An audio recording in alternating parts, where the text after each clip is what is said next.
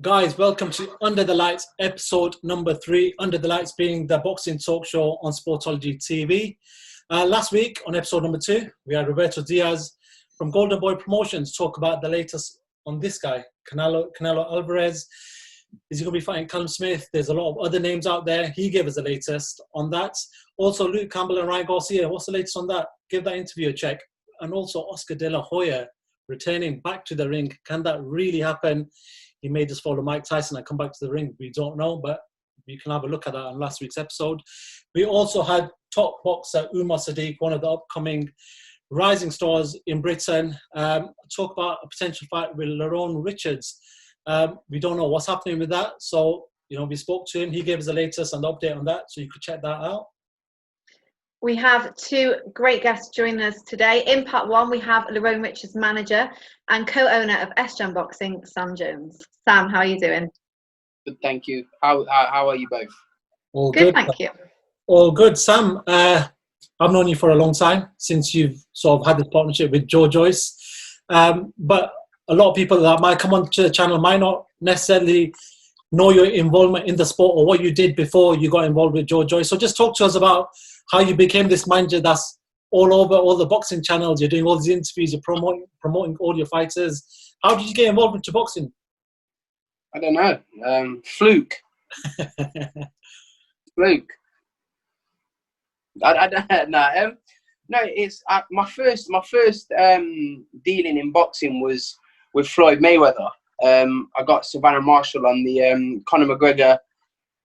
I got assigned to Mayweather Promotions and then got her onto the undercard, and that's how my name got there. But I knew Joe before, and I was friends with Peter Fury and Tyson Fury before I was involved in boxing. So, listen, you get help, but I've probably been lucky. But you make your own luck in life, don't you?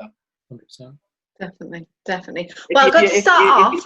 If you're a homeless person shaking a box outside, someone's gonna put some money in it one day, aren't they? Yeah, for sure. Very true. Starting off, just want to obviously talk about the Joe Joyce fight on Friday. He had a great win. How good is it now that he's back out there? He's had that fight. Well, people made a lot of comments on the fact that he was big. That's because he was enjoying lockdown. Look, Joe ticks over, but he was having a cake or two. That's just what he was doing. So he was enjoying his lockdown. He got 4 weeks' notice for the fight. It was important we took the fight because the bar fight's around the corner, and Joe's not been in the ring for a year, so that was important. And look, Joe gets the same criticism as he does all the time: old, slow. Well, someone's not got out of his way yet, have they? And the bar won't either when that fight happens.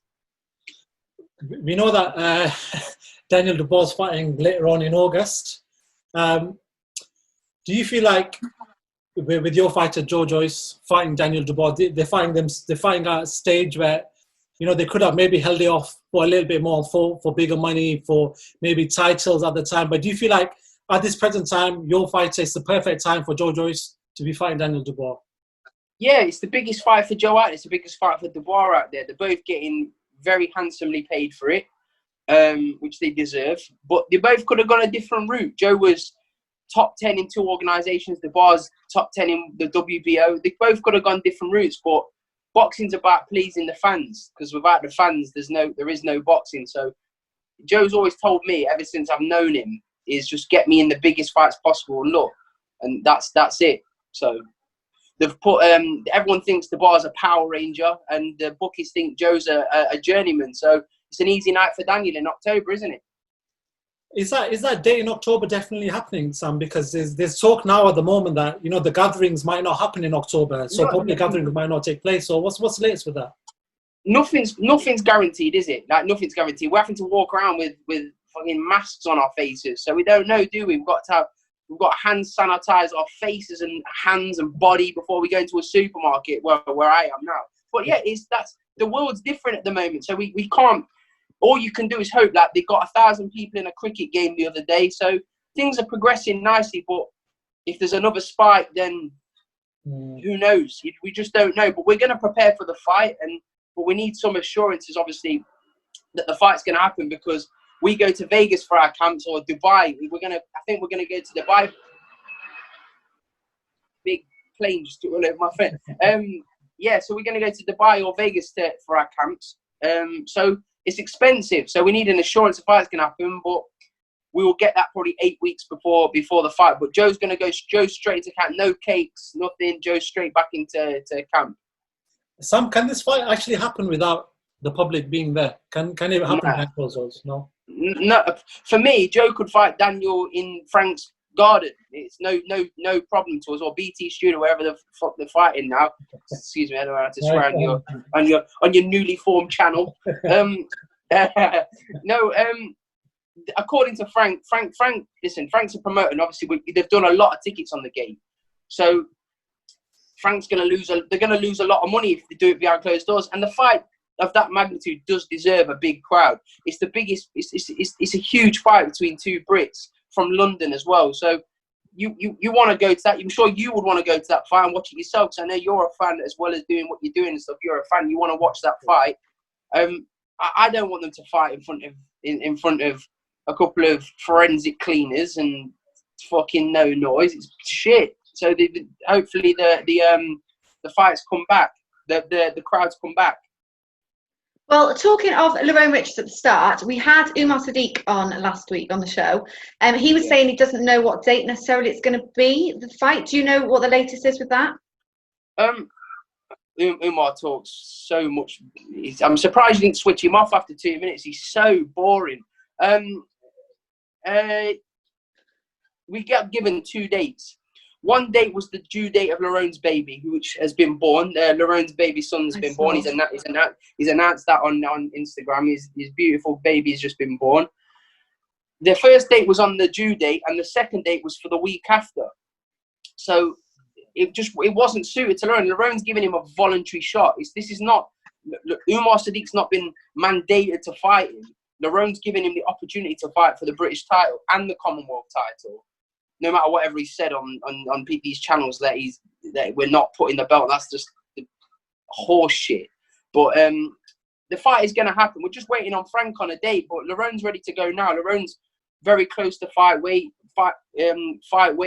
He's good to go. He's going to be mentally right because I've not had a baby before. So, but I can imagine, like, you could see when I was dealing with Lerrone, like he's panicking. His girlfriend's in Belfast.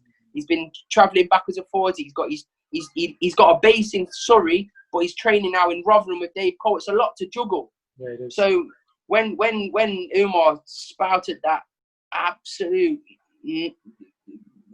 verbal diarrhea that was coming out of his mouth saying Lerrone's fat. Lerrone's constantly. I've lived with Lerrone in Las Vegas for 8 weeks, and Lerrone, I've never seen a kid so in shape outside of a fight date. So that's nonsense. So Lerrone will be ready to go as soon as we get given a date from Frank Warren. What do you make of your sort of back and forth with Umar Sadiq on Twitter? I know, like, there's a lot of people talk about yourself where, you know, you're protecting your fighters. You talk on behalf of your fighters sometimes. But I talk factual. No, I'm not. I get on with Umar quite well. Contrast to all as well. I speak with Umar. Like, this is being serious. I speak with him. I get on with Umar. He's just very boring and talks nonsense. So I have to just let people know he's talking nonsense. Sometimes you have to make people aware that he's talking shit. So I don't know what he does. Is he's eating his wonderful vegan diet, and he's just boring, isn't he? Like, Lerrone's going to beat him. That's the end of it. I just wanted to ask about the decision to move Lerrone up north to Rotherham, where Dave Caldwell is based on. Why Dave Caldwell? What was the decision making behind that? Dave Caldwell was a world class coach, so it was an easy decision. Okay. Lerrone needed some stability. He needed attention. Do you know what I mean? He needed attention. Lerrone's moving. He's got one more fight at British level. As far as I'm concerned, he might tell me I'm staying at British level. But if it's up to me, he will have one more fight at British level, and then we was actually originally scheduled to fight Umar in April, okay. And then Lerrone was going to fight for the WBC silver title it's meant to be this month. So the plans got messed up, but that's the plan. We're going to beat him. He's going to beat Umar Sadiq. Then we're going to move on to world level. Well, moving on to Florian Marku, there's a lot of talk about the fight with Conor Benn. He wants it. What is happening with that? Eddie's ignoring me. No, he isn't. I spoke to Eddie about that yesterday, and he likes the fight. It's just the thing is with Conor Benn. Conor Benn, I really like him as a person. I get on with him very well. So I'm kind of staying out of that, like what Florian said, because Florian's relentless. Florian's like I think because Conor Benn said something about Florian in an interview to say nobody knows him. I don't know, Ouney, have you ever been to watch one of Florian's fights live? Not yet, no. I've not been, no. Well, I can tell you, it's not just like packed, it's scary as well. Like you've never heard an atmosphere like it. It's intimidating. And he sells a few thousand tickets for 4-rounders. So for a fight against Conor Benn, he will pack out the O2 and it'll be full of Albanians. Sam, you know... So you want it to happen? Yeah, of course we want it to happen, because I believe Florian will win the fight inside the distance. Sam, in the role that you're in as a manager, such a name like Florian Marku, how do you come across these people? Because they're not household names. They're not people that, you know, boxing fans might have heard of. But how do you yourself come across these people or these boxers? Well, I heard of Florian for the first time because Anthony Joshua's team, they approached him. People knew about Florian because of what he was doing as well. Like he had his first fight in the UK at York Hall, and he just packed the arena out. If you can type his name in, you'll see the video of it. It's just incredible. Like they were full, and they were cute. And listen, there was a few thousand inside, and there was a few thousand outside, angry that they couldn't get in as well. So it's Florian Marku fight nights are mad. So it's exciting, and Florian can really fight today. He sparred Ahara Davis today. Had a brilliant spar with him. Me and Ahara's my mate, so I asked him. I said, "How did he get on?" He goes, "He's serious." And I know Ahara would tell me the truth. Do you know what I mean? If he was shit, Ahara would tell you. Know, if you spoke to Ahara before, he'd tell me he was shit. Yeah. So we're excited about him because he's a big ticket seller. He's got an unbelievable chin, fast hands. The sky's the limit for somebody like him. And as I say, when he does have a big fight, he will fill out an arena by himself. What do you make of boxing now? It's come back after the break from the lockdown. How do you think it's sort of done coming back? Obviously, you've had fights over in Vegas, the shows there as well. And what do you make of it with no crowd? Personally, I think everyone's doing what they can, and it's great. But I hate it. I think it's crap. I don't like it. Like boxing's about the fans. I wasn't even allowed there to watch Joe. I don't really miss his training sessions. So when I'm told I can't go to the fight, obviously it's heartbreaking, but it's the world we're in at the moment. But I don't want to watch my fighters fight on a TV screen. I like to do my normal routine. I go through a pack of Nurofen. I have about 15 pisses before they walk out. I'm just being honest. This is real. This is what I love it. This is what I do. It's what excites me. It all comes down to fight night. That's what boxing's about. You like Ouney, big fights at the O2. You can't beat it. That's what it. The mainstream fans, they want to go to the events. They want to be in Seoul. Like Dillian White against Povetkin. Look, it's unbelievable. It's at Eddie's house. It's groundbreaking. But it deserves it. People want to go to watch it. It's horrible what's happening at the moment. But it's sadly the world we're in at the moment. Hopefully it changes very, very soon. But that's just me being honest. I think they look great. The studios look amazing. The promoters, all the promoters, Eddie, Frank, Top Rank were leading the way. Guido's boxed on it once before. They're great. The settings look great. But you want to see like baldy men jumping around with beers in their hands, spilling beer everywhere. Like the fights in the crowds. It's just boxing, isn't it? Like you can't beat it. You can't beat an atmosphere at a boxing event. So that's my honest opinion. It's shit. You've got a point there, because it's like watching, for example, a Josh Warrington fight without the fans. Josh Warrington fights are all about the fans. So that's what I mean. Like somebody asked me, I don't know if it's Umar. Umar asked me the question. Umar Ahmed from IFL. He asked me, he goes, about Florian's fan base, and because Conor said about, nobody knows him. But it's like if Josh Warrington boxed and nobody from Leeds was allowed to go, there's not going to be many people there. But that's what boxing's about. Cult fan bases. Ricky Hatton set the trend. years and years ago. They're the best atmospheres I've ever heard in my life at Ricky Hatton fights. But Florian with his countrymen, Josh Warrington, that's what it's all about. For me, that's what I love about boxing. I love going there, even if somebody like thinks they don't want your fighter to win, or like it's boxing's about opinions, isn't it? And it's amazing who's going to win. That it's missed. Same as football, same as anything really. But boxing for me, it's all about the crowds. I love walking in there and seeing big crowds. It's amazing. Even your call when it's packed, there's something special about it, because you see some great fight nights at your call. Like if you went into your call now and watched the boxing fight and there's nobody there, it's just shit, isn't it? It's just shit dead. Somebody sweeping the floor like halfway through after the round's finished and spraying shit to clip. It's just crap. But that's my opinion. Well, I want to ask your opinion on the Mike Tyson return. Obviously, he's fighting Roy Jones Jr. It's an exhibition fight, but what's your opinion on that? I think that's shit as well, if I'm honest. I think they're two unbelievable legends. What are you laughing at, Ouney? It's true, it's true. Mike Tyson's 60 years, however old he is. Mike Tyson's one of the greatest heavyweights of all time. Roy Jones, one of the best pound for pound, if arguably the pound for pound best fighter that's ever lived. Why are two old men punching each other in the face? Go and play with your kids.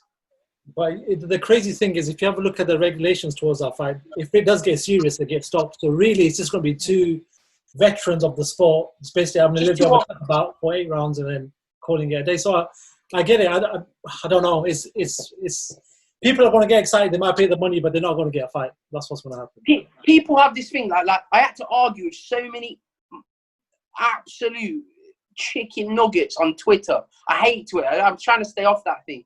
But someone's like, "Oh, Mike Tyson, he beat Joe Joyce." Are you actually mental? Like, are you these people? Oh, Mike Tyson. Shut up. Mike Tyson is an old man. Joe Joyce had beat him in 30 seconds of the first round. Right now, back in the prime, that's a different story. Mike Tyson was an animal, arguably the best heavyweight of the scariest heavyweight of all time. But not for me. For me, the greatest is Muhammad Ali. The second is Lennox Lewis. That's my opinion. But Mike Tyson, unbelievable in his prime. But right now, like, he wouldn't beat anybody in the top 20, 30. He just wouldn't do it. He's an old man now. I'm sure he looks great on the pads. I can look good on the pads, but I'm shit. Do you understand what I mean? It depends. Mike Tyson's at 54, I think. 54, he looks great on the pads, but loads of people look like Julio Cesar Chavez. He still looks phenomenal. Like when he's doing his bag work and stuff. Looks better than his son. And you have your time. Father time waits for nobody. I'm waffling on, aren't I? I'm probably going to get stick. Are you going to watch it though, even though you don't like it? I said that. I said on Twitter. You saw probably. Did you see my tweet? I said, "Do I agree with it? No, but will I watch it? Yes, probably, because it's just going to be banter, isn't it? Two old men just punching each other. It's just. I'll watch it. I'll watch anything right now. I'd watch two pigeons have a fight because there was nothing on TV, was there? So true. So true. Well, thank you so much for joining us, Sam. It's been great speaking to you. Waffled a bit, didn't I? Sorry. No, Sam, it's been a pleasure having you on. Hopefully, once we know what's going on and once Dubois fights and that, we'll hopefully try getting you back on. We do want to speak to yourself, speak to Joe and the rest of the fighters as well, because whilst boxing is a bit dead at the moment, people want to see what the boxers are doing and what's the latest for them. So hopefully we'll get you guys back on. But appreciate your time as always. And hopefully speak to you soon. Sam Jones, thank you very much. Take care. See you later, guys. Take care. Thank you. Well, that was great to be joined by Sam Jones there and get his opinions on everything boxing at the moment. Stay tuned for part 2. We have another great guest, heavyweight Otto Wallin.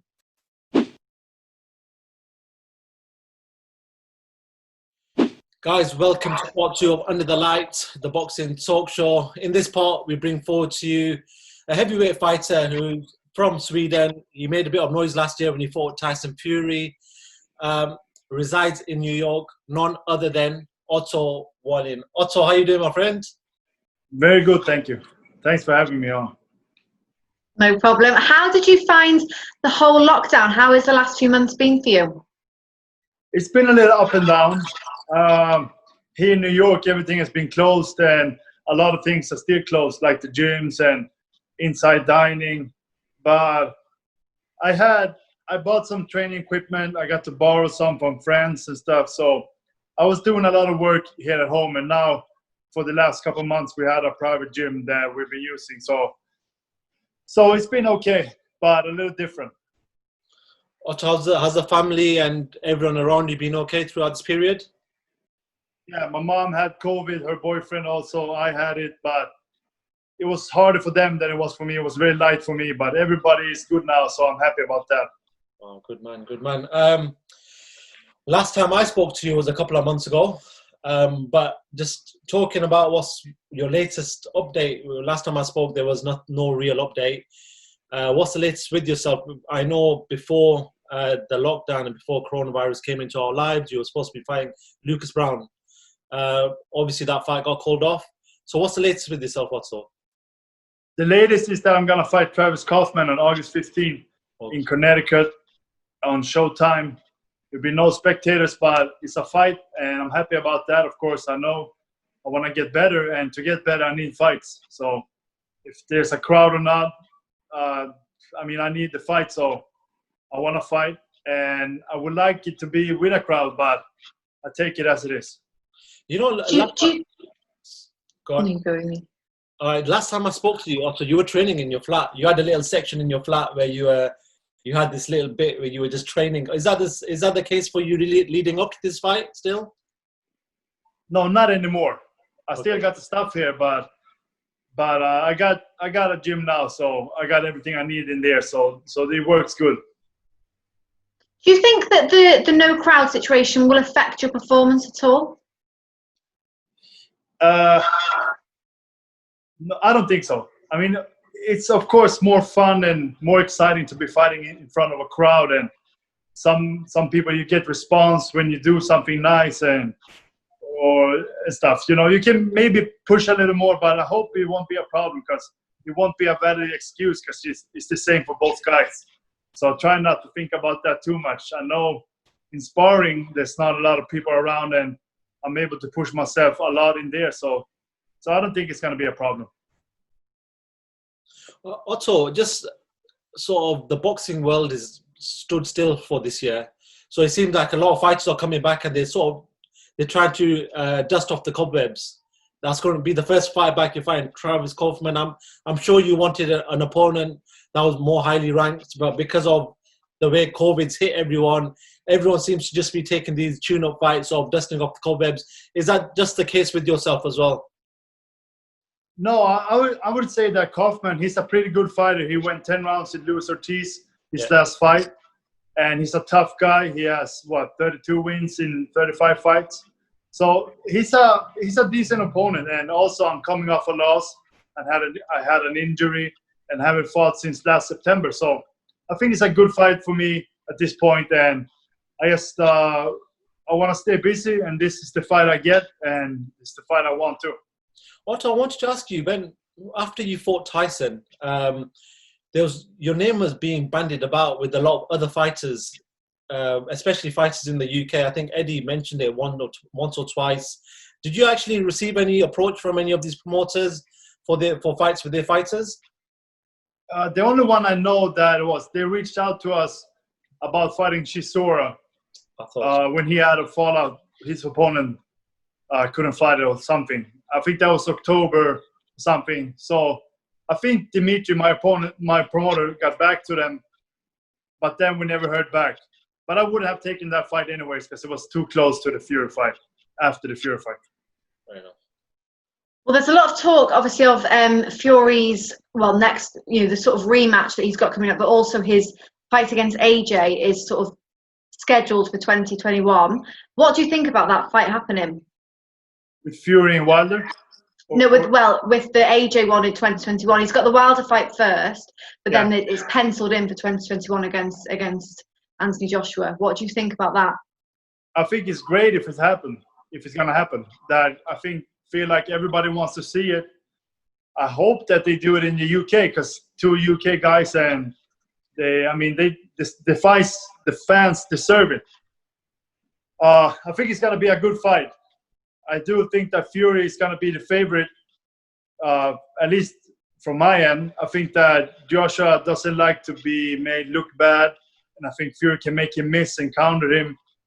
And Fury's a big guy and awkward, so I think that's going to be a problem for Joshua. But Joshua, he's a good fighter too. He's fast. He got good power, fast feet also. So it's going to be interesting. But for me, Fury's going to be the favorite. Well, as we said, he has got the third fight with Wilder first. Do you think that there could be any upset there, potentially? I think anything could happen, especially with Wilder, because he's such a big puncher. So you can never count him out. But I just hope that Wilder comes out and not try to load up too much and just try to let his shots go and make it a fight. Because, I mean, Fury, he really dismantled him last time. Fury had a great performance while Wilder didn't do much. So hopefully Wilder can make some adjustments and make it a good fight. Otto, with them fights sort of scheduled, they're not 100% done because contract talks and all this stuff. They're not, until they sign, the fight is never done. Until both fighters are in the ring with the boxing gloves on, they're ready to fight. The fight is never ever done. But is that good news for people like yourself? Because you get these 2 heavyweights who are maybe going to have 1, 2, maybe 3 fights. We don't know how it'll play out. But there's a lot of good level heavyweights after them for someone like yourself. So like you mentioned, Derek Chisora, Dillian White's going to be waiting under the wing. He's going to be waiting for the winner at some point. You know, he's going to be fighting the mandatory at some point. You've got Luis Ortiz's, you've got these fights, Deontay Wilder's of the world, that are going to be waiting or wanting an opponent once this plays out. Is this good for you? Yeah, I think it's good for me. I hope that we get one champion. Maybe if that happens, they can split up the belts a little bit more. So there'll be more opportunities. Because if these guys are going to fight 2 or 3 times, us other guys have to wait around. And I know a guy like Dillian White, he's been waiting forever. So see what happens with that. Maybe he comes in the way of that fight also. The Fury needs to fight him first. But we'll see. But I think it's good. And everybody wants to see that fight with Joshua and Fury. So I hope that happens. Otto, I just wanted to talk to you about the news that broke out earlier this week, which is, you know, we've had a crazy 2020. You know, coronavirus came, took over the world, and everything's just been crazy from there on. And then some more crazy news broke in regards to boxing. Mike Tyson's coming back, Roy Jones is coming back, and they're going to be sharing a ring and exhibition fight. What do you make of all of this? I think it's great that the guys are in shape, they're training. I think especially for Tyson that he works out. He seems to be in a good place. He's been up and down in his life. So I'm happy to see him do well and working out, staying in shape. But I wouldn't want to see him take any punishment in a fight. So this is an exhibition. We'll see what happens. I think that as soon as some punches are being thrown and landed, I think it's going to be a real fight pretty much. So, like I said, I think it's good that they're in shape, but I wouldn't want to see them like in tough fights. I don't think he'll get to that stage because I think the commission have said that if it does start to get a little bit serious, he'll just get called off. So to be honest, I don't see it happening. I think it's got a lot of hype behind it. A lot of people will pay the money to watch both legends in the ring. But whether it'll become a fight, we don't know. Otto, after Kaufman, what's the plan for yourself? Hopefully, we can get a good run of fights in the next 12 to 18 months. What do you want in boxing in the next 12 to 18 months? Yeah, I think for me it's very important to stay busy because I haven't been able to stay busy this last 2 or 3 years. I've been having some bad luck with canceled fights and stuff. So most important for me is stay busy. Like before the Fury fight, I only had 1 round in 18 months.